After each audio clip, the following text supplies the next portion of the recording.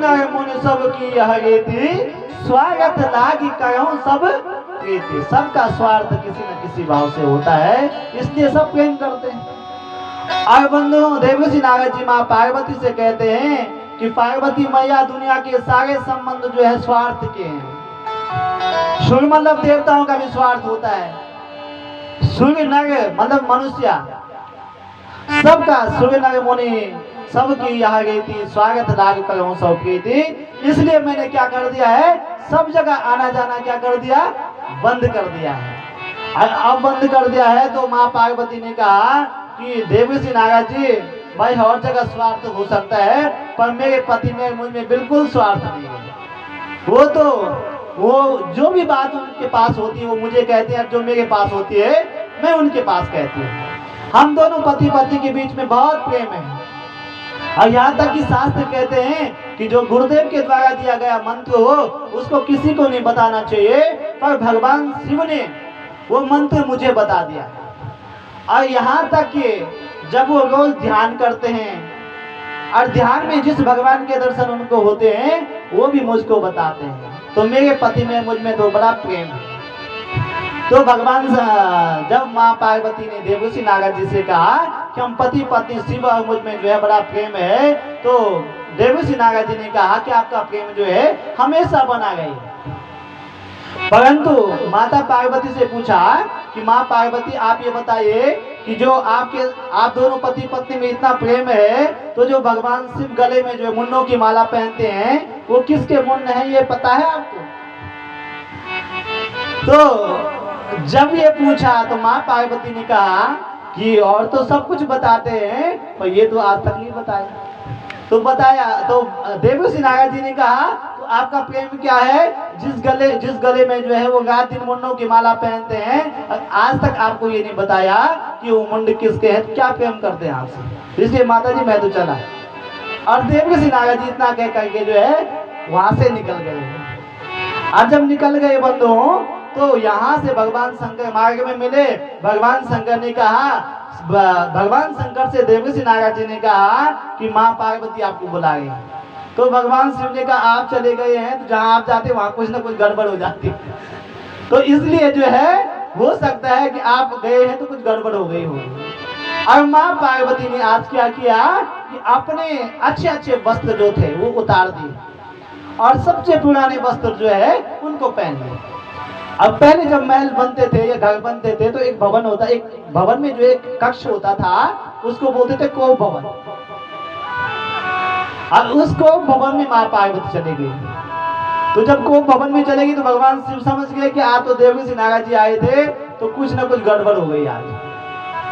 तो भगवान शंकर जो है कोप भवन में गए माँ पार्वती को मनाने के लिए। और पार्वती ने क्या जो है आज मुख बिल्कुल जो है उदास है, कपड़े बहुत पुराने गंदे पहने हुए हैं। तो भगवान शिव ने कहा कि पार्वती आज उदास क्यों, आज आप कोप भवन में क्यों बैठी हो, क्या बात है? तो माँ पार्वती ने कहा मुझसे बात मत करो। कहा क्यों? कहा आज मैंने आपसे बिल्कुल बात नहीं करनी है। क्या बताओ तो उसे कुछ पता लगेगा तभी तो बात का समाधान होगा। तो कहा आज मैं बिल्कुल बात करने वाली आपसे नहीं, आप मुझसे जो है दूर चले जाओ, उधर जाओ, दूसरे कक्ष में जाओ। तो भगवान शिव ने जो है फिर माँ पार्वती को कहा कि कुछ तो बताओ, तभी पता लगेगा, तभी तो बताऊंगी आप, तभी तो समाधान निकलेगा। तो माँ पार्वती ने कहा आप बड़े कपटी हो। क्या कहा? आप बड़े कपटी हो। तो भगवान शिव से माँ ने कहा कि आप बड़े कपटी हो। तो भगवान शिव ने कहा कपट तो वो करते हैं जो अपनी पत्नी से कोई बात छिपाते हैं, और मैं तो यदि मुझे भगवान के दर्शन होते हैं तो वो भी मैं आपको बताता हूँ, तो मैं क्या कपटी हूँ? तो माँ पार्वती ने कहा आप सब कुछ तो मुझे बताते हैं, पर जो आपके गले में मुन्नों की माला है आपने कभी मुझे बताया? तो भगवान शिव ने कहा कि पार्वती जी आपने कभी अवसर नहीं दिया मुझे बोलने का, इसलिए नहीं बता पाए। परंतु मैं आपसे इतना प्रेम करता हूँ, इतना प्रेम करता हूँ, सुनिए बहुत काम की बात है, इतना मैं प्रेम करता हूँ आपसे कि जितनी बार आप जो है देह को छोड़ते हैं तो मैं आपके मुन्नों की माला जो है अपने गले में धारण करता हूँ। तो माँ पार्वती ने कहा कि मेरे मुंह नहीं, कहा मैं आपसे इतना प्रेम करता हूँ इसलिए मैंने आपके मुन्नों की माला धारण की। तो कहा तब तो आप कपटी नहीं है बल्कि क्या है, महाकपटी। कहा कैसे? कहा मैं मुझे तो बार बार सगी छोड़ना पड़ता है, आप एक ही सगी में जो है हमेशा रहते, ऐसा क्यों?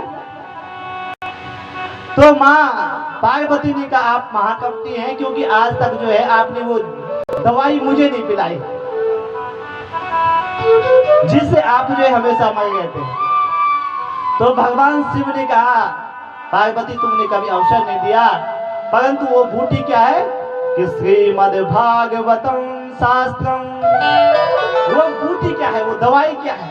कहा श्रीमद् भागवत की कथा। बोलिए श्रीमद् भागवत महापुराण की जय। तो कहा वो भागवत की कथा मुझे भी सुनाओ। और मैंने आपसे कहा था कि ये कथा जो है रचि महेश निज मानस राखा पाई सुसमय शिवासन भाका। रचि महेश निज मानस राखा, मानस कहते हैं मन के लिए, भगवान शिव ने रचि और मन में रखे। और जब समय आया तो माँ पार्वती को जो है ये कथा सुनाई। तो माँ पार्वती जी का वो कथा मुझे सुनाओ। तो भगवान शिव ने कहा कथा तो मैं सुनाऊंगा, परंतु इस कथा को जब मैं सुनाऊंगा तो वहां कोई और नहीं होना चाहिए, केवल आप और मैं। तो पार्वती ने कहा ठीक है, कैलाश से सुंदर जगह तो कोई, अमरनाथ से सुंदर जगह तो कोई है नहीं, क्योंकि वहां सबका पहुंचना संभव नहीं। तो दोनों पति पत्नी कैलाश मान गए अमरनाथ में। और अमरनाथ में जब गए तो भगवान शिव ने कहा कथा तो मैं आपको सुनाऊंगा, पर मेरी कथा सुनाने की आदत है। कैसी?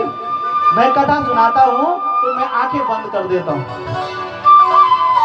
अब आप कथा सुन रहे, जब मेरी आंखें खुला है तभी आप लोग इधर उधर देख रहे हैं, तो अगर आंखें बंद हो गई तो फिर तो आप सुनेंगे।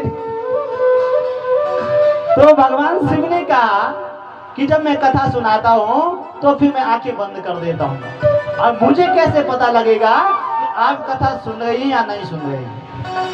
तो माँ पार्वती ने कहा आप ही बताओ कि मुझे क्या करना होगा। तो भगवान शिव ने कहा कि जब मैं कथा सुनाऊंगा तो आप ओम ओम बोलना, मतलब हाँ जी अना जी जैसे हम लोग बोलते हैं। तो ओम शब्द का उच्चारण करना मैं समझूंगा आप कथा सुन रही है। क्योंकि कथा में क्या होता है कि अथेवा बहुवासन्ते श्रोतारो मम निर्मला आनि तानि विमानानि नातेषां युगपन्थुतः। कथा में क्या होता है, 3 प्रकार के श्रोता होते हैं कथा में। श्रोता मतलब सुनने वाले। पहले होते हैं श्रोता, मतलब जो ध्यान से कथा सुनते हैं उसको बोलते हैं श्रोता। और दूसरा होता है श्रोता,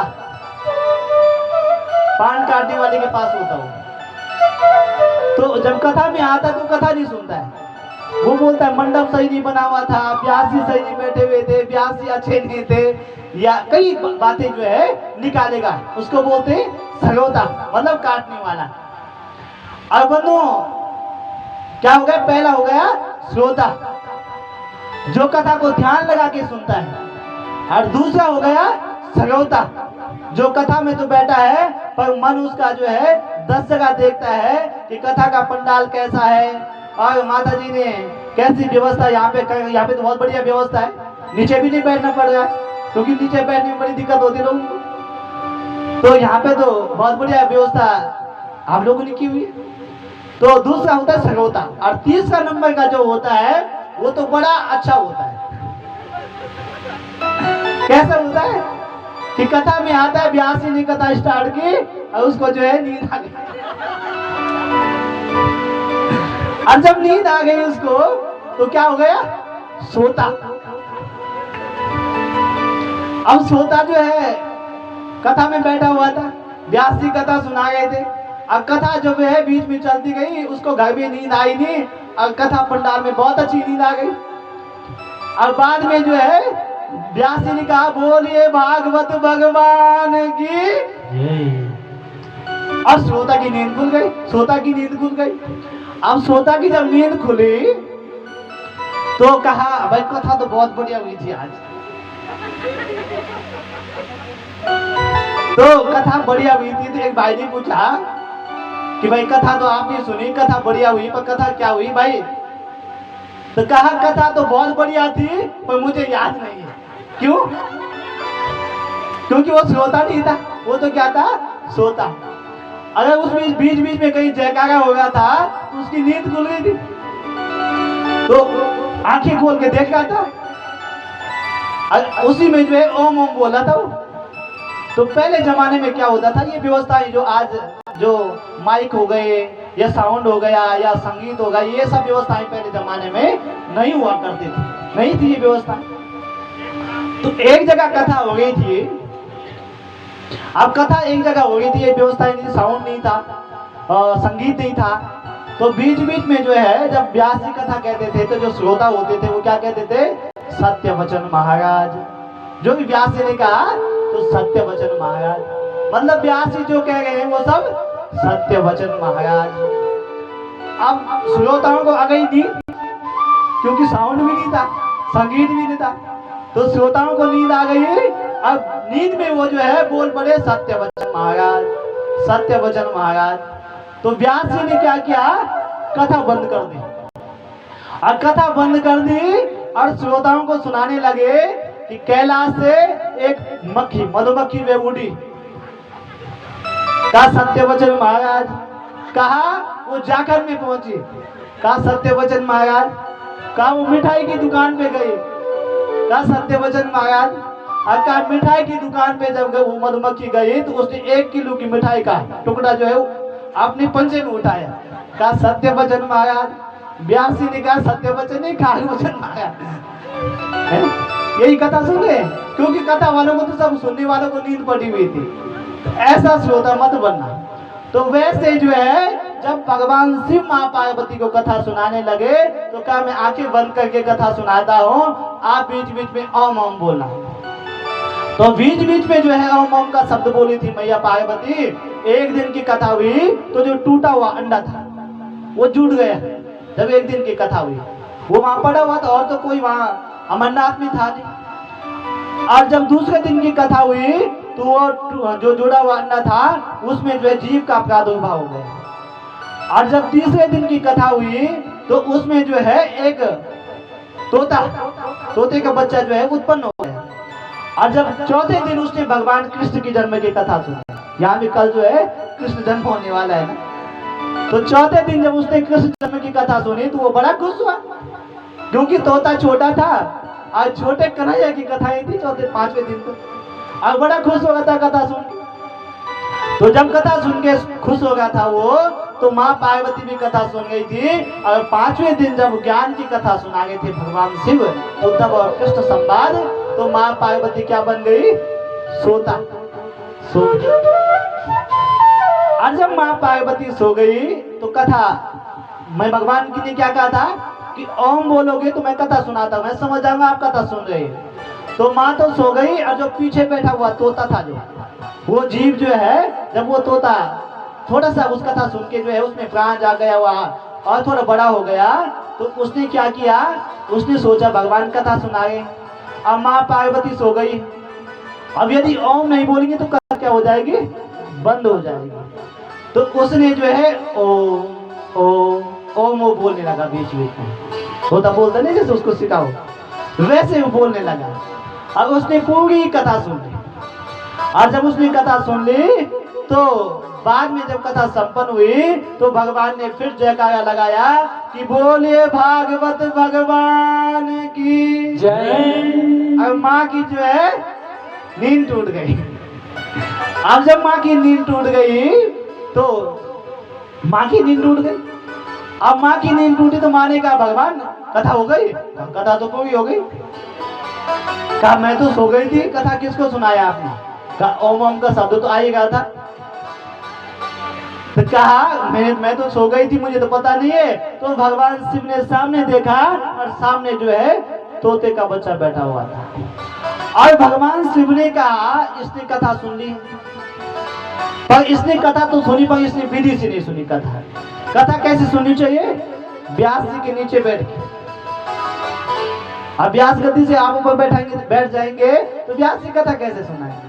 और तोता बैठा हुआ था कहाँ, वृक्ष के डाली पे, वृक्ष पे बैठा हुआ था। तो भगवान शिव ने अपना त्रिशूल लिया और भगवान किसी ने हमारी कथा सुन ली।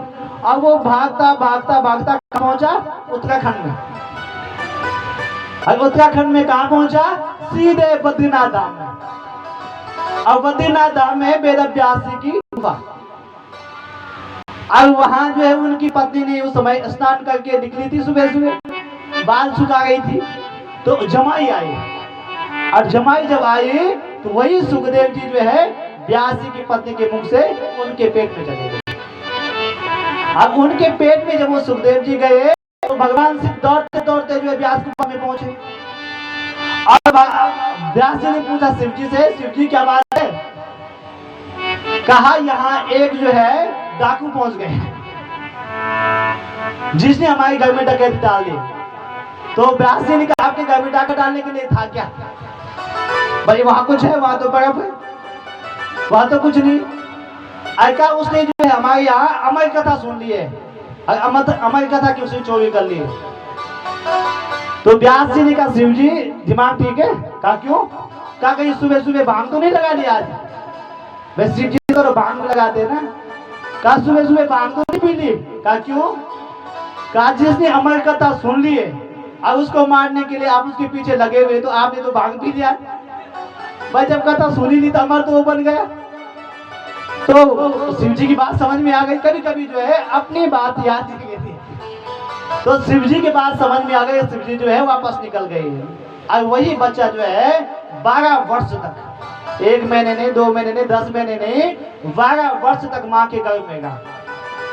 और जिस गर्भ में कहते हैं कि बहुत कष्ट होता है, क्योंकि जैसे किसी को एक कमरे में कक्ष में बंद कर दो किसी को, अच्छा जब उसने स्वयं कुंडी बंद कर दी अंदर से तो कोई दिक्कत नहीं। और यदि कोई उसको बाहर से लॉक कर दे, बंद कर दे दरवाजे को, तो 2 मिनट आदमी नहीं रह सकता, 5 मिनट भी नहीं रह सकता। तो वैसे माँ के गर्भ में बड़ा कष्ट मिलता है जीव को।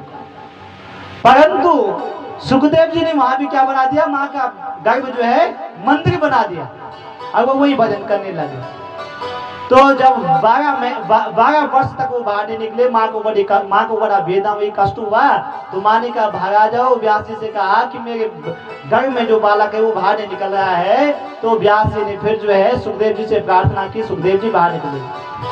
और सुखदेव जी ने कहा बाहर नहीं आऊंगा क्योंकि दुनिया में माया पकड़ लेती है, फिर संसार के झंझट पे पड़ जाऊंगा और फिर माया के चक्कर से जो है छूटना बहुत कठिन है। लोहा पासे दगो मादे, कोई जो है लोहे की जंजीर से किसी को बंद कराया जाए, बांध दिया जाए किसी के हाथ, तो लोहे की जंजीर से बंधा हुआ व्यक्ति छूट सकता है। पर कौन नहीं छूट सकता है, जो गृहस्थ की माया के बंधन में पड़ा है, पुत्र पुत्र, बेटा बेटे, माँ पापा नहीं। तो जो संसार के बंधनों में पड़ा हुआ है वो उस जंजीर में जो बंधा हुआ है वो खुल नहीं सकता है। तो सुखदेव जी ने कहा अगर मैं संसार में आऊंगा तो माया मुझे घेर लेगी, अगर माया मुझे घेर लेगी तो फिर जो है आपका भजन नहीं होगा। तो व्यास जी ने कहा माया आपको कुछ नहीं घेरेगी, माया आपको छू भी नहीं सकती है। तो आज सुखदेव जी ने कहा कि जो माया के पति है, कौन है मायापति, कौन है, भगवान विष्णु। क्योंकि जो दुनिया में पड़े वो जीवात्मा, जो माया में फंसे वो जीवात्मा, जो माया में फंसे वो जीवात्मा, जैसे हम लोग फंसे हुए माया में। और जो माया से पड़े वो महात्मा, घर गृहस्थ छोड़ के चले गए। और जो दुनिया को नचावे वो परमात्मा। तो क्या माया मुझे घेर लेगी, तो यदि मायापति भगवान विष्णु आके कहें तो मैं बाहर निकलता हूँ। और सुखदेव जी, विष्णु भगवान आए और सुखदेव जी माँ के गर्भ से बाहर निकले तो सीधे न कोई माँ से बात हुई न पापा से बात हुई, सीधे जंगल की ओर निकल पड़े। यं कवर्जन्तमनुपेत मुपेत कृत्यं द्वीपायनो विरह कातर्वा जुहावा पुत्रेति तन्मयतया स्तर्भुविनेदु तं सर्वभूत हृदयं मुनिमानतोऽस्मि। ऐसे सुखदेव जी जिनका न नामकरण संस्कार हुआ न जनेऊ संस्कार हुआ और सीधे वन के ओर दौड़ पड़े। ऐसे सुखदेव जी को सूत जी ने 2 श्लोकों में वंदन किया। और उसके बाद जो है वंदन करके आगे की कथा सुनाने लगे। क्या 6 प्रश्न सोनकादि के सुनी पूछे थे, वही बात घूम के वही पहुंच गए मैं हुआ। 6 प्रश्न पूछे थे, तो 6 प्रश्नों में पहला प्रश्न क्या पूछा था? किम श्रेया, जीव का कल्याण कैसे, मनुष्य मात्र का कल्याण संसार में कैसे हो सकता है? तो सूत जी ने बहुत सुंदर जवाब दिया कि सबे पुंसाम परो धर्मा यतो भक्ति गदोक्षजे अहेतु क्या कथयता ययात्मा संकसे रते। सबे पुंसाम परो धर्मा यतो भक्ति गदोक्षजे, जीव का कल्याण मनुष्य का कल्याण कैसे हो सकता है? अधोक्षज कहते भगवान विष्णु को, उनके चरणों को